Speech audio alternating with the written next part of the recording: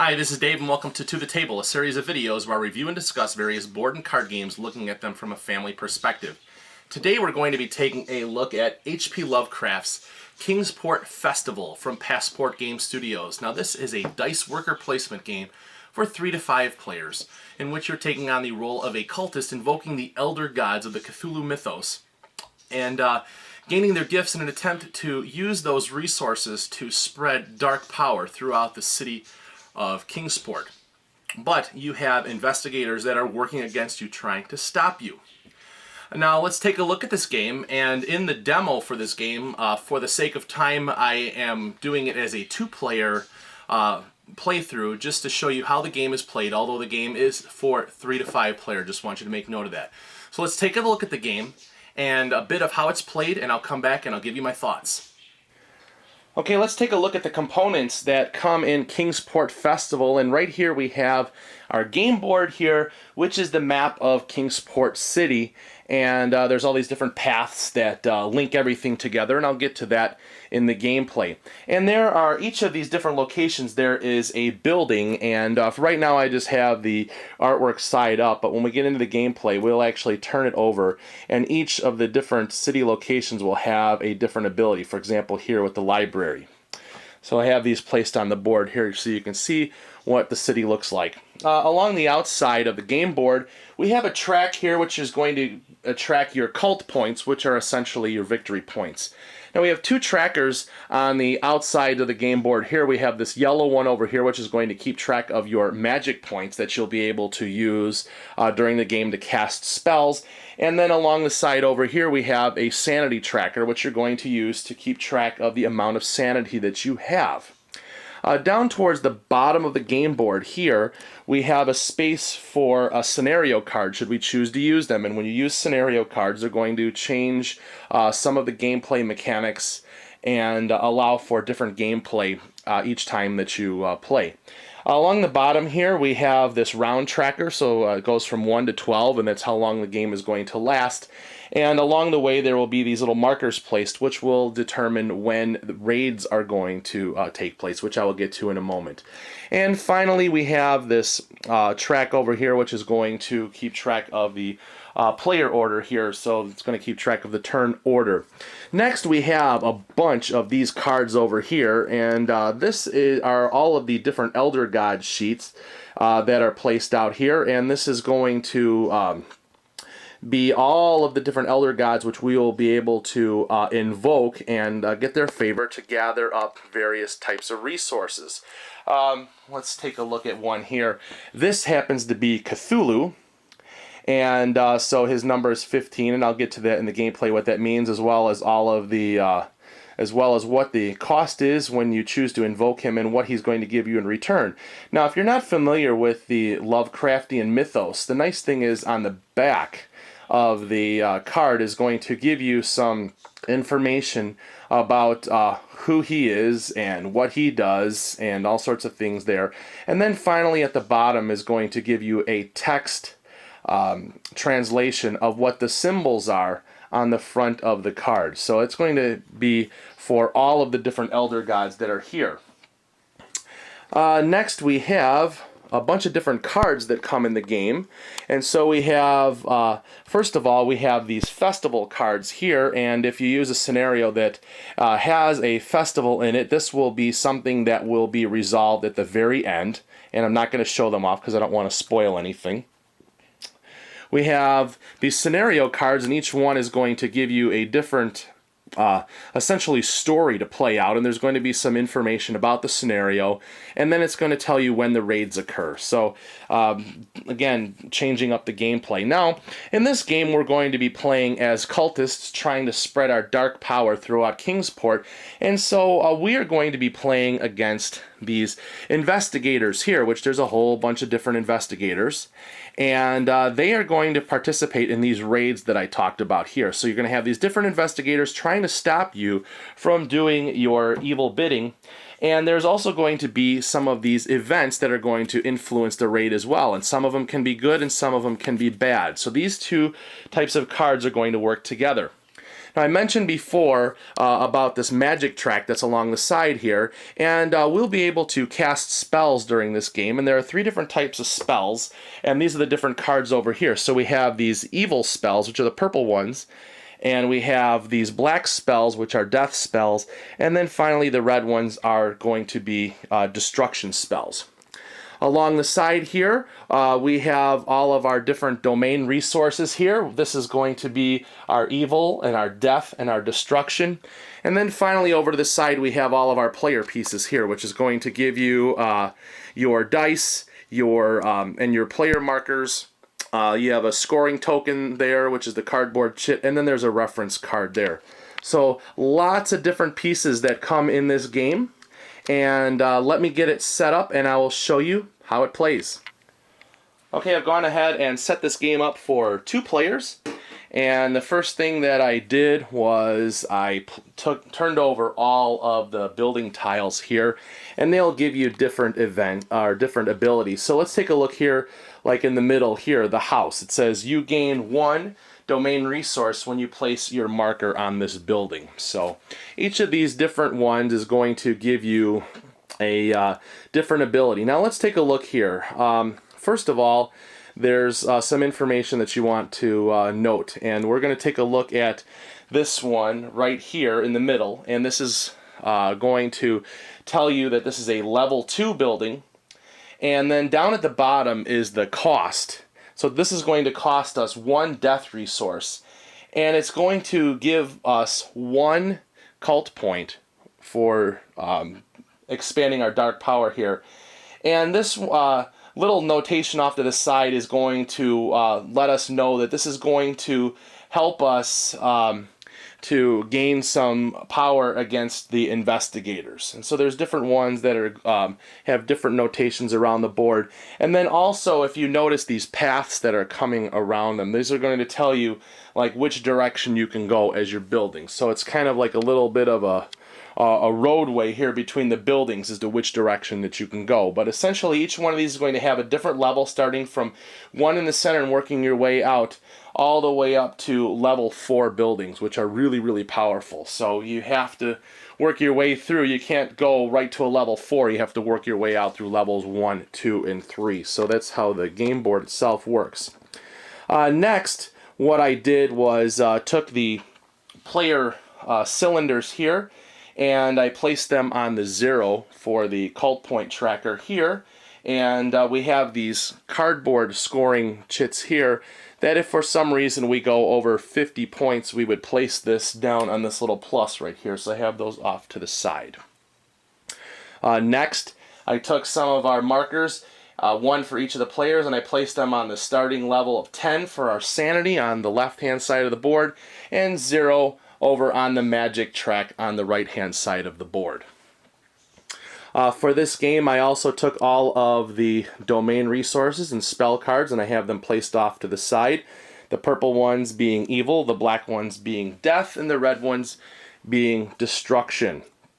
Down at the bottom here, I have selected a scenario for this game. So I shuffled up the scenario deck and drew one, and this one happens to be the Dunwich Horror. And the scenario says here, at the end of each expansion phase, a cultist who owns at least 3 domain resources gains 1 cult point. So if we have at least 3 cubes, we're going to gain a cult point.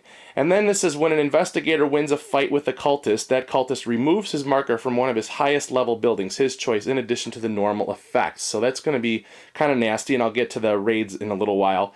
And then this is also going to tell you when the raids take place. They're going to be after rounds 3, 7, 10, and 12. So what I did then was placed our raid markers here at 3, 7, 10, and 12.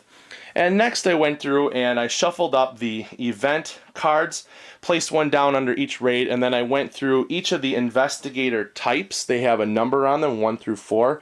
I shuffled up each of the number types and I placed 1 investigator on each of them. So right now for each raid there will be an investigator and an event.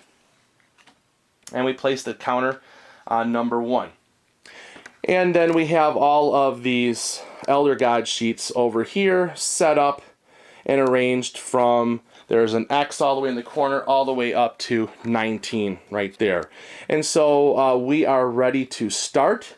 And so what's going to happen now is each player is going to take their 3 dice, and they're going to each roll them. And for the practical purpose, I'm just going to roll them off to the side here. And let's take a look at what the die rolls were. And so we have,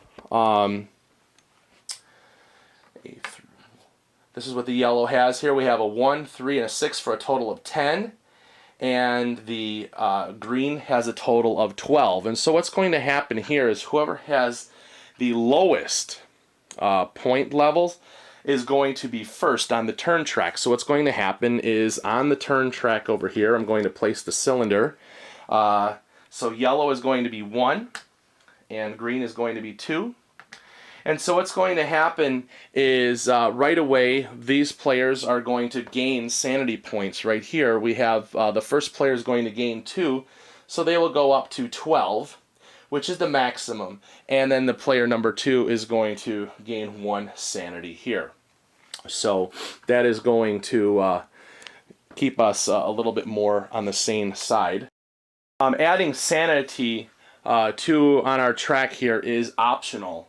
And we don't have to do that if we don't want to. So when gaining those sanity points is not mandatory, because sometimes we may want to be running at a lower level of sanity to get certain abilities. And a lot of times the magic number here is 6. And if on the sanity track here, it's marked in blue. So right now, it's probably a good thing for us to have a higher level of sanity, but that's okay. So this is the first phase that we're just ending right now is called the turn order phase. And so the next thing we're going to do is we're going to move into what's called the invocation phase. And so I'm going to move my camera over here so you can see more of what's going on here. And so I want you to see all of these different squares. And so what we're going to do now is in turn order, we're going to be able to take our dice here, and we're going to use them to invoke the favor of these elder gods. And the way that we can do this is we can choose to place 1, 2, or all 3 of our dice on a spot where the total sum of the die we place is. So for example here, if I wanted to, the yellow player is first, I could choose to take all 3 of these dice and place them right on the number 10. If I chose to. Otherwise, I could decide, oh, well, maybe I just want to place this number 6 here. And then what's going to happen is the next player will be able to place their dice. Now, had I done that, I placed this number 6 here, the green player also has a number 6, so I would not be able to place an individual die right here, because once a space has been invoked, you cannot place a die there with the exception of this one here, who happens to be the Dark Pharaoh. You can have, anybody can place their die on here, and you can essentially gain sanity here. So this one here is a spot that more than one player can occupy. So, so this player is going to do this right here, and so then player number 2 is going to take their 2 of their dice here and place them on the number 10. We're going to invoke there. Back to player number 1, and we're going to take, we'll put the 3 here, and then we'll go a 2 here and a 1 there. So now we've gone through and we've invoked all of these elder gods, and the next thing now what we're going to do is we're going to resolve each of these gifts that are going to be given from these elder gods.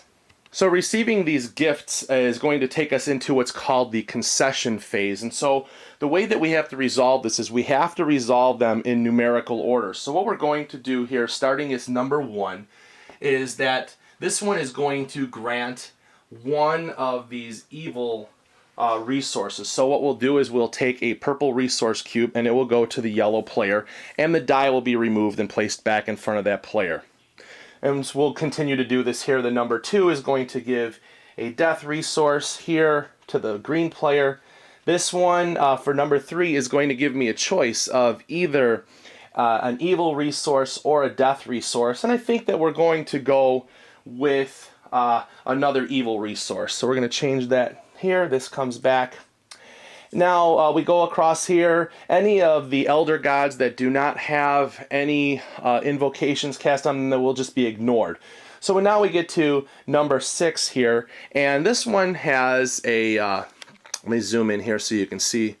There is this sanity thing here. It looks like it has eyelashes on the top of it, and that's going to be a cost. And so what's going to happen is, in order to invoke this one, I'm going to have to pay 1 sanity, which I'm going to do. So what I'll do is on the sanity tracker over here, I'll just reduce this down by 1. And then there is this gray looking domain resource here, and that's essentially a wild. So I can take one of my choice of resources. And so what I'm going to do is I will choose to take a destruction resource. I'll take this red cube, put it down in front of me. And then finally, the other thing that it's going to do is it's going to give me 1 magic on my magic level. So what I'm going to do is over on the board over here, I will raise my magic level by 1.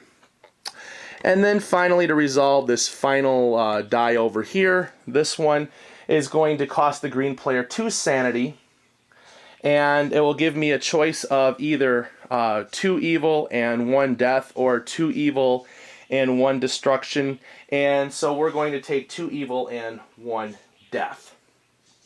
So we will place those resources in front of the green player, and those die are taken off of the board.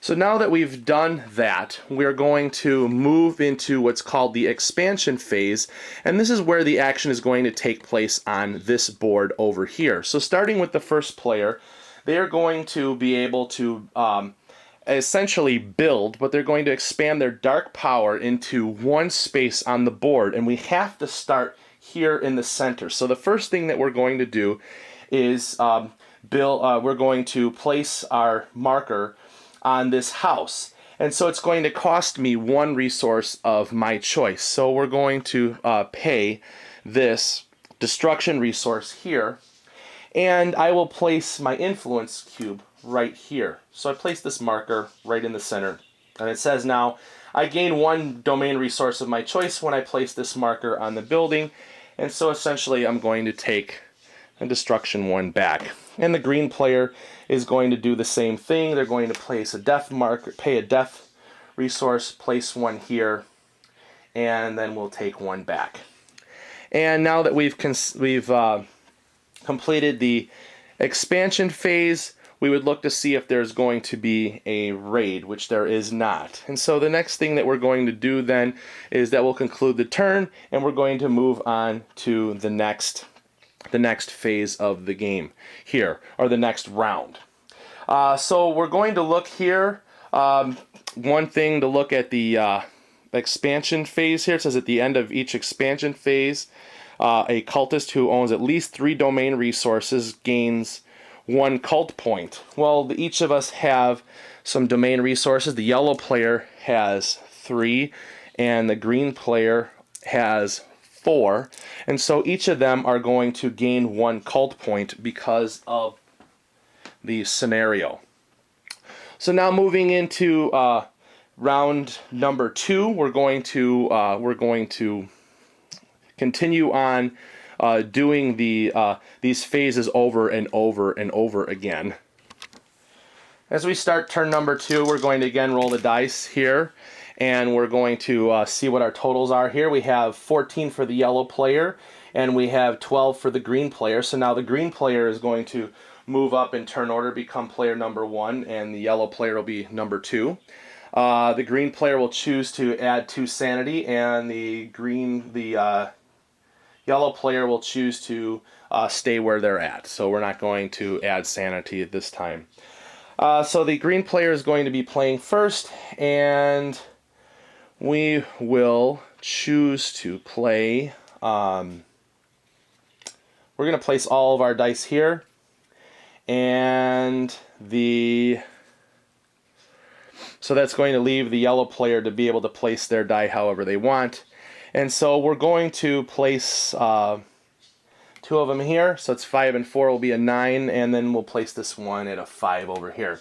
So now we're going to start doing the invocation phase here, starting in order, we get to number 5 over here, and this one is going to cost the yellow player 1 sanity, and it's going to give him 1 cult point, and then we're going to be able to choose a spell of our choosing, which is the orange space on the board right over here. And so I'll be able to choose a spell of my type. I can choose either an evil spell, a death spell, or a destruction spell.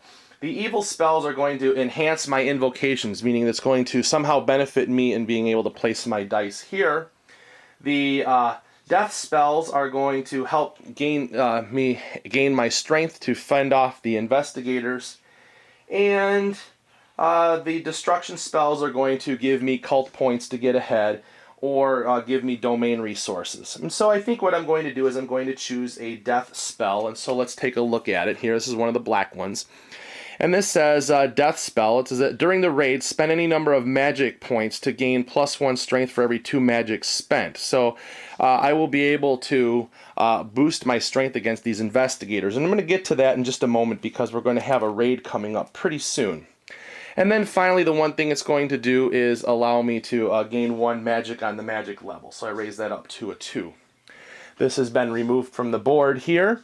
Next, we move over to this invocation of number 9 here. It's for 9. It's going to cost me 2 sanity. It's going to allow me to have 2 more spells. So I'm going to take another death spell, and I'll take an evil spell. And we'll take a look at what we have here. The evil spell is going to allow me to add 1 to my dice roll for each magic point that I spend. And it says I can invoke a god that has already been invoked this phase, so this will allow me to place my dice where somebody else has.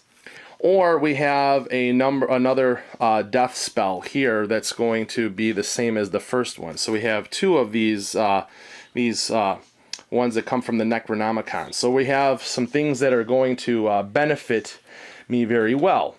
Next, we're going to gain 3 magic on our track, so that puts us up to a level 5.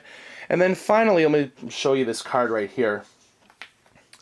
There are these little spectacles down at the bottom, and this is the 4C ability. And what this is going to allow me to do is I have a choice now to be able to look at either the investigator that's coming up or the raid. I can choose one of them to see what is going to be coming up. So I'm going to choose to look at this investigator. Now, if we look at this for the first phase, the one thing it's going to tell me is there's going to be the strength of this investigator is going to be from 1 to 3, and so I'm going to have at least that much strength in order to defeat him. So let's take a look at what this one is here.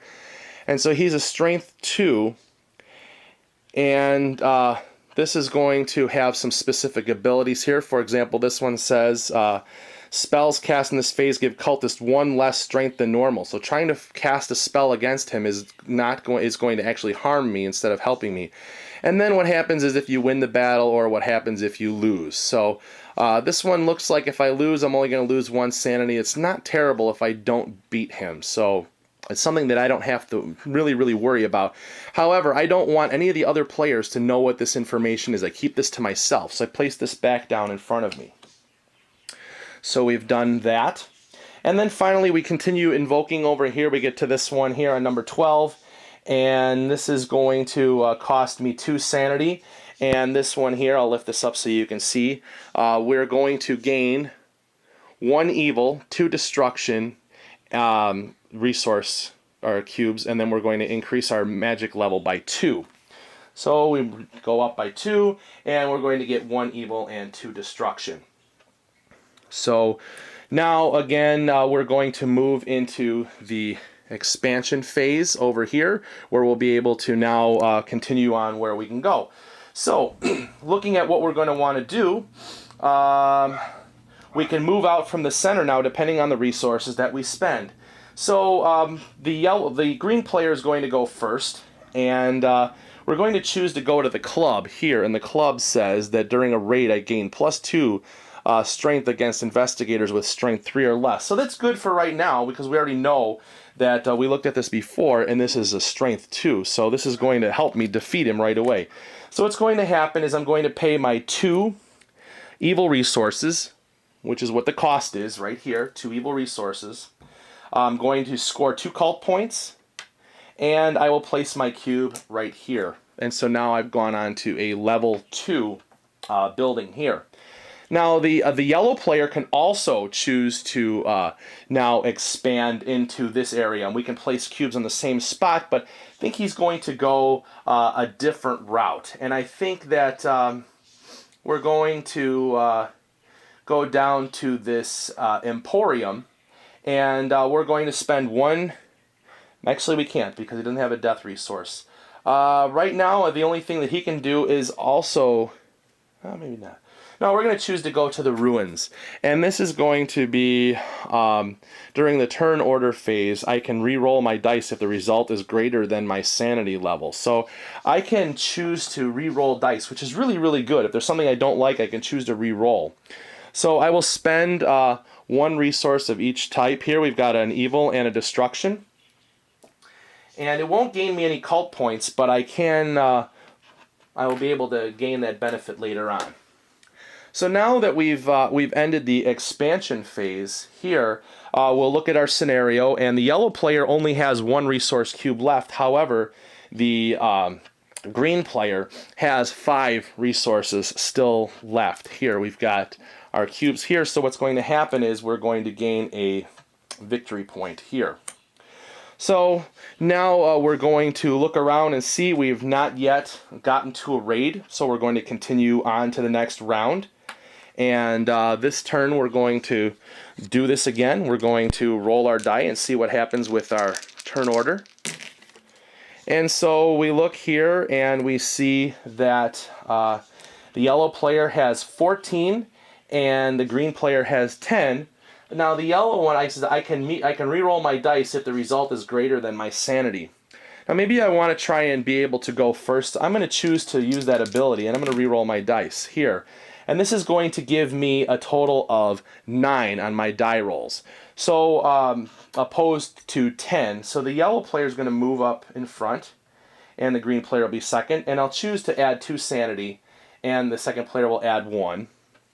And now we're going to go into our invocation phase here, and looking at the yellow player, we're heavy on spells right now, so not really sure I want to do anything with that. But I could choose to use all of, let's see here, we're at a 9. Let's see. I'm going to go up here with I'm going to place those 2 dice there for a total sum of 4. And that's going to allow the green player to place all their dice. We're going to go down on number 10, and then finally this one on number 5. So we're going to, again, go through, resolve all of these. This one here is going to cost me 1 sanity, and I'm going to gain 1 destruction resource and 1 spell of my choice, and I think we're going to go with a destruction spell here. And so this is going to allow me during the expansion phase spend 1 magic point to gain 1 cult point for every 3 sanity I own. So this is going to allow me to gain a few points if I want to. And then finally, let's see, so we'll take those off there. Number 5 is going to cost me 1 sanity. I'll gain 1 cult point. Another spell will take an evil spell, which is going to be allowing me again to add 1 to my dice for each magic that I want to spend, and I can invoke a god that's already been placed, invoke a god that's already been invoked by somebody else. And we'll go up 1 on the magic track. So we've done that. And now we've gone down here to the next player here on number 10. It's going to cost 2 sanity. And we are going to continue to go the route of, we're going to take 2 evil and 1 destruction, and we're going to place those cubes in front of us and take these die away. So now we're going to move on to our expansion phase, which is back over at the board here. And starting with the yellow player, we have a choice to expand. And at this point, we are not able to expand. So, which is going to be not good. However, if I choose to, I can spend 1 magic to gain 1 cult point for every 3 sanity that I own. So I may decide to choose to do that just to get a few points. So right now I have a total of 8 sanity. So for every 3, I would be able to spend 2 magic and get 2 cult points. So I'm going to do that. I'm going to spend this spell. I'll discard it. I'll move down 2 magic on the magic track, and I will gain 2 cult points on the game board. So we've done that. So not able to expand, which is okay. And then the green player is going to choose to expand again, and let's see, we're right here, so I have a choice. I can go in all these different directions however these arrows go, and I think that I want to try to gain some more influence. So I think what I'm going to do is I'm going to go this route over here, and I'll start off here by spending 1 evil and 1 death resource to go to this school over here. So I'll place my cube over here, and this will allow me, during the expansion phase, I'll gain 1 magic each time I place my marker on a level 3 or 4 building. So this is going to help me right here, and I'm also going to gain 3 cult points. So 1, 2, 3. So I've expanded there. So as you can see now, the players were going different routes. Now we end the expansion phase, and we're going to look here to see what's going to happen. The yellow player only has 2 resources in front of them here, so they're not going to be affected by this. However, the green player still is sitting on quite a number of cubes here, so we'll gain another cult point for that. So now what's going to happen is finally we're going to have a raid here. So if we look down at the bottom here, we are on this raid space here. And so what's going to happen during the raid is that we are going to reveal the event first. And so the event says here, each cultist that has less than 6 sanity places 1 die of his color on this card. During the next round, cultists cannot roll the die on this card. At the end of the round, the dice are returned to their owners. If this is the last round at the end of the game, each cultist with a die on this card loses 3 cult points. So fortunately for us, nobody has less than 6 sanity, so this is not going to have an effect here.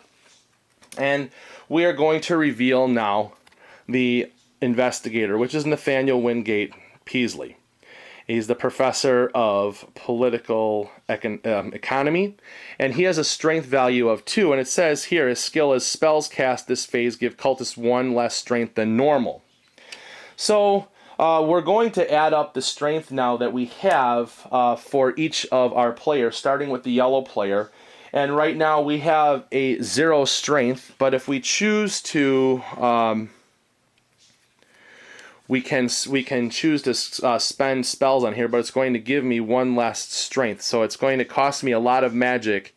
It's going to cost me 2 magic to gain 1 strength, but it's going to essentially not do anything because of the spell. So it's going to be kind of a loss to fight this investigator for the yellow player. The green player, however, because of the club, has +2 strength against this investigator. So what's going to happen now is, as a result here, the yellow player is going to lose. So what's going to happen is they're going to lose 1 sanity. So sanity level goes down 1. And the green player actually won, and so they're going to gain 1 cult point here. So he goes up 1. And so this raid has been resolved. These cards have been discarded. And so this play is going to continue from round to round to round, going through and taking care of each of these raids that are going to be getting progressively more difficult. We're going to continue to expand our dark power and influence throughout the city and taking note of all of the benefits, and they work together with each other. Again, managing your resources here of your sanity on the one side and your magic on the other, using the magic to be able to cast spells, all the while trying to gain points along the board. And that is how you play. Actually, at the end of the game, whoever has the most cult points wins. And that is how you play Kingsport Festival. All right, let's talk about Kingsport Festival here. And if you've been around and seen other games and how they're played, you may be thinking to yourself, hey, this looks a lot like Kingsburg. And you're absolutely right, because the designer of this game, Kingsport Festival, is also the designer of Kingsburg. And so the games share almost all of the same mechanics, and they play very, very similarly, but they are different. And so we're going to talk about Kingsport Festival, and I'm going to do some comparisons to Kingsburg because you can't help but do it between the two games.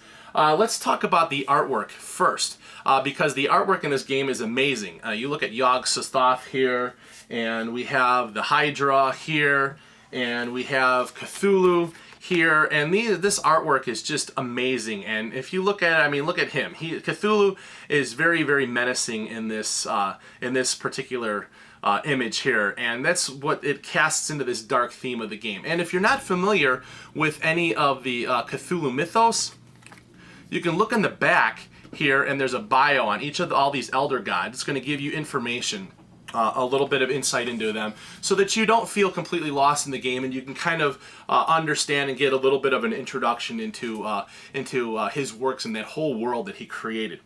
The investigators, they look really, really cool. And if you want to get to know them, inside the rule book, there are bios along the sides of the pages that you can get to know the investigators that are in this game too. So you're going to get this whole Lovecraftian influence and insight just by reading some of the stuff in the rule book and the backs of the Elder God sheets. And then looking at the artwork on the game board, it's very, very cool. You look at it, and you've got all these cool buildings that are on there, and it makes it look like a city with all the different road paths on there, and you've got this whole kind of relic-y looking background on all the different tracks here for your round counters, for your tracking cult points and your magic and your sanity. And so it looks really, really cool, and there's nice distinguishing marks on those tracks to help you keep track of certain trigger points. For example, on the sanity track, the number 6, that seems to be a magic number. When you fall below there, a lot of times extra benefits are going to kick in if you decide to run more towards the level of going insane. So you've got this great artwork that's on there, which is really, really cool. I like the idea here of using these building tiles, but they do kind of cover up the artwork when you place them down with all of their abilities. But this game is already going to be ready for expansion and looking for different abilities for these different buildings, because there's so much stuff in Lovecraftian work that there is the ability to change up how the game is going to be played just by changing up the buildings. So that's talking about the artwork. Components. All right, cool. We got nice big wooden cubes and wooden discs. However, I'm not really wild about the fact that the colors used in the resource cubes, the domain resources, the purple, black, and red, are also the same color as some of the player pieces. And so when you start looking at the board and a lot of different things, some of the colors do tend to run together. You've got a lot of purple, a lot of black, a lot of red in the game, and so the player pieces don't stand out as so much. When I wish that they were kind of maybe used some little different ones to stand out, but it's still, the game is functional, but it would have been nice to see the player pieces stand out more. Just so it's just kind of easier to see what's going on the game board. I mean, you can see what they are. The yellow and the green stand out okay. I like to have seen some blue and some things like that. So, but that's okay. But that's, the game's still functional. But to me, that was just kind of an observation that I had. Another thing about the components is originally I thought, boy, these Elder God sheets are huge. And yes, this game does take up a huge footprint. It takes up a lot of space. I have a 6-foot-long table here, and it's taking up at least 4.5 feet of it placed out. However, I did a comparison with the game boards from Kingsburg, and if you're playing with the Kingsburg expansion, you have a larger individual play board in front of you. This takes up less space. But still, you're going to be taking up a lot of table space to play this game. So originally that was a thought until I did a comparison and found out that this game actually takes up less space than when playing Kingsburg. So that kind of surprised me, and I couldn't, at first I couldn't believe it, and then I'm like, wow, that's really cool. This game does take up less space, so I almost had to retract my original thought of these cards being really, really big. But they do show off the artwork very, very well. So, so that's talking about the components. Talking about the gameplay here itself, and I love the whole idea of dice worker placement. I love the idea of rolling the dice to generate what numbers you have, and then working with what you have and being able to allocate them. So I like that mechanic. To me, it's in my favorite games. And I have to tell you, this is now my new favorite game. My favorite games were Alien Frontiers was #1, and Kingsburg was #2. And both of those games use the dice worker placement mechanic. However, this game to me is more refined, more streamlined, and just a better gameplay, and it's better than Alien Frontiers. And so this has gone to my #1. And I guess the reason why I like the dice worker placement games is, again, I like the whole idea of the randomness of the dice, and then placing, working with what you have. And then also I find these games to be easy to play and easy to teach. So those are the factors of why they are my favorite games to play. They may not be the best game in the whole wide world, but they're my favorite to play, and because I don't have trouble finding people to play them with. And especially this one here, you know, you're needing a group of people, and in my video I only used it for 2 players to kind of play through, but this game definitely playing through is really, really fun with 4 or 5 players, because it becomes more of a heated competition for being able to place your dice on the board. So I do enjoy that gameplay overall. So and I do like now, compared to Kingsburg, that being able to have the first or second positions in turn order, you have the option to add sanity to you. So if you're kind of running really low, you can get a chance to gain some of that, and it's optional, so you don't have to do it. Sometimes in this game you want to run low on sanity to gain some extra ability, so you have that option at least. And then you know, invoking the gods, it adds this very thematic thing, and now it's like there's a cost associated with invoking some of these gods, so it adds to the theme. Now it's going, certain things you're going to do, it's going to cost you sanity. So I like that, and so you have this additional resource that you're going to have to manage now with your sanity. And then you know, gaining spells and things like that, you have this magic track that you're going to that you can also that you're also going to manage. So you've got some really, really cool gameplay mechanics in here. When you invoke the gods, again, like you're using the sanity, and now with the Dark Pharaoh here, you have the ability now to at least place a die if somebody else is taking your space, whereas before in Kingsburg, if you couldn't place a die, you had to pass. Now you at least have an option. You don't have to place a die here, but you can, and you can regain sanity. So it just seems like here sanity is an option in this game. So so that I like that element of the game. Now you know, going phase by phase, once we've done the invocation and we get our resources back, you've got the spell cards now, which gives you these extra abilities to be able to play with, and so you have this magic that you can magic resource that you can deal with, and so it's just an extra layer of the game, and extra things that you can work with. So more and more becoming about managing your resources in this game. And then now being able to expand. The cool thing is now that everybody's playing on their own game board, and they can expand out. And you can see where everybody's going, and I find this to be you're able to expand to more powerful areas faster than in Kingsburg. And so you can get after a couple of turns, you can be out to a level 3 or level 4 building rather quickly. And so it doesn't take as long as in Kingsburg, and sometimes you may never get that far. This one you can cover quite a bit of real estate in the game, and so I like that aspect of you're able to get some of the more powerful buildings faster. And so that's one of the things that I do like about this with the expansion of how this works. You're expanding your dark power out, and you're building from the center out. and there's different paths that you can move along. So you have different options to go each turn, and they're going to give you the different abilities. So I really like that. Now, this is where the game really separates itself and makes it so much better, and that's when it comes down to the raids in this game, and especially if you use scenarios, because the scenarios add a lot to this game. It's going to add specific conditions, and it may change the order of when the raids occur. So it's not always after every certain number of turns there's going to be a raid. You can play without scenarios and have the raids happen at 3, 6, 9, and 12 rounds. But this one here was 3, 7, 10, and 12. So you have a little bit more leeway before there's a raid early on, but then the raids happen more towards the end, so it changes things up. And so so you don't have as much time to build up your defenses and stuff like that. So it's going to make the game more strategic in how you're going to play. The other thing with the raids now is the addition of having an event with it. So before, like if you're playing in Kingsport, you just had the monster that you were going to fight against.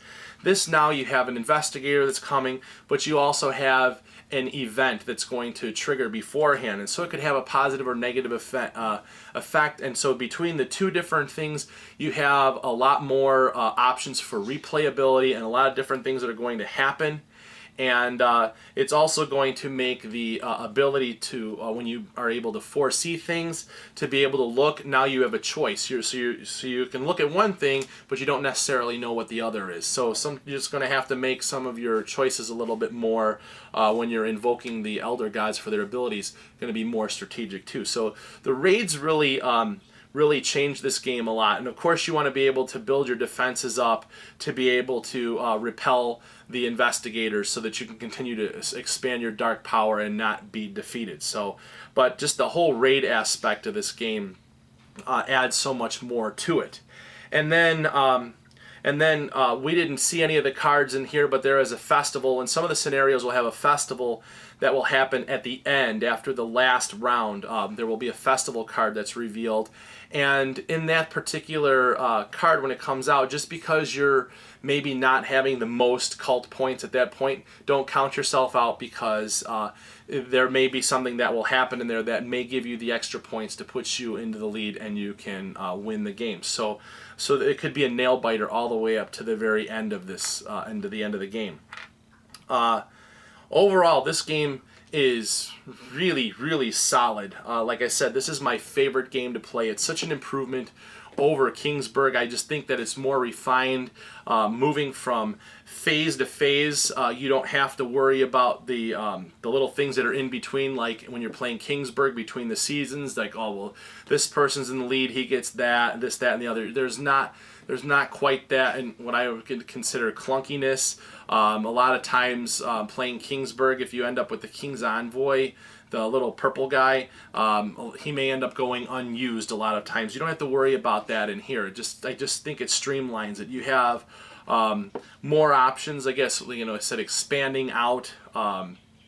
It just makes the game just flow a lot better. Now, looking at this game from a family perspective, there's a couple things here. Number one, this is going to cast a pretty dark theme, and a lot of the language that's used in here, talking about invoking the Elder Gods. And so some people may be a little sensitive to that, so just be aware of that. But it does lend to the theme of the Lovecraftian horror, and that's what he wrote about, and so you have it coming across in the game. It does not in any way portray real-life witchcraft or anything like that. It's just a language that adds to the overall theme of the game. On a positive note, though, with this game, with all of the references and information in here about the Cthulhu mythos, and a lot of the things that you can read about, you are able to really get some insight into the whole Lovecraftian world, and hopefully will inspire you to read some of his works, because his works, they're very, very good. He uses a lot of language that in vocabulary that is more complex, so you may have to have a dictionary nearby.